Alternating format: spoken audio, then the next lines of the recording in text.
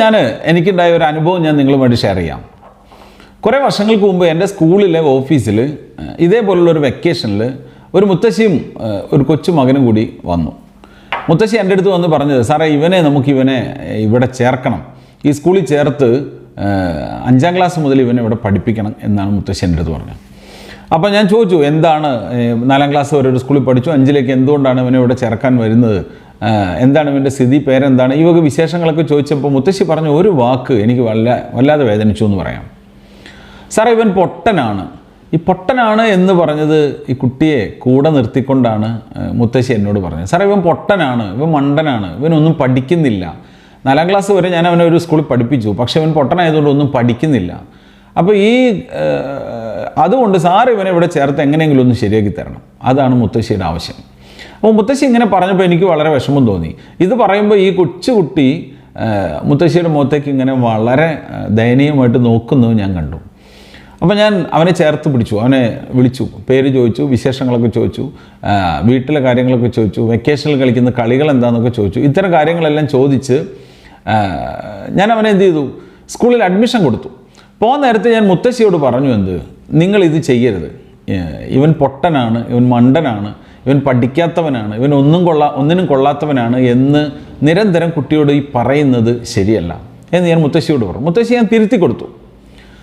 ഈ പയ്യൻ കഴിഞ്ഞ 2 വർഷങ്ങൾക്ക് മുമ്പ് ഞങ്ങളുടെ സ്കൂളിൽ നിന്ന് +2 കഴിഞ്ഞ് ഇറങ്ങി. നല്ല മിടുക്കനായിട്ടുള്ള ഒരു അത്ലറ്റ് ആയിരുന്നു. ഞങ്ങളുടെ സ്കൂളിൻ്റെ കായിക വിഭാഗത്തിലെ മിന്നും താരമായിരുന്നു ആ പയ്യൻ. കുറേ വർഷങ്ങൾക്ക് ശേഷം അവൻ ഇപ്പോൾ +2 കഴിഞ്ഞ് ഇവിടുന്ന് ഇറങ്ങിപ്പോയി.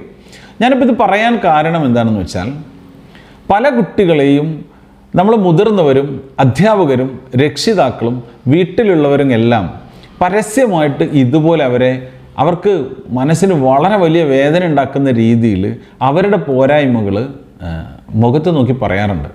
അങ്ങനെ പറയുന്ന സമയത്ത് അത് മറ്റുള്ളവരുടെ മുന്നിൽ വെച്ച് പറയുന്ന കുറേ ആളുകളുണ്ട്. പ്രത്യേകിച്ചും ഈ വീടുകളിലൊക്കെ അതിഥികളൊക്കെ വരുമ്പോൾ ഏറ്റവും കൂടുതൽ കളിയാക്കപ്പെടുന്നതും ഏറ്റവും കൂടുതൽ പരിഹസിക്കപ്പെടുന്നതും പല വീടുകളിലും കുട്ടികളാണ്. കുട്ടികളെ വളരെ നിർദോഷമായിട്ട് കളിയാക്കുന്ന മുതിർന്നവർ നമ്മുടെയൊക്കെ വീടുകളിലുണ്ട്. നമ്മുടെ ബന്ധുക്കളുണ്ടായിരിക്കും, ചിലപ്പോൾ അയൽപ്പക്കത്തുണ്ടായിരിക്കാം.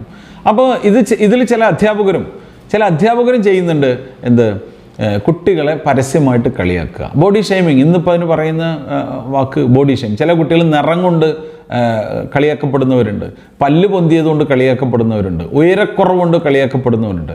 അപ്പോൾ രക്ഷിതാക്കളും അധ്യാപകരും ശ്രദ്ധിക്കേണ്ട ഒരു പ്രധാനപ്പെട്ട ഒരു കാര്യം, കുട്ടികളെ അവരുടെ പോരായ്മകളെ പരസ്യമായിട്ട് കളിയാക്കുകയോ ഇൻസൾട്ട് ചെയ്ത് സംസാരിക്കുകയോ ചെയ്യുന്നത് അത് അവർക്ക് ഭയങ്കരമായിട്ട് മുറിവേൽപ്പിക്കും.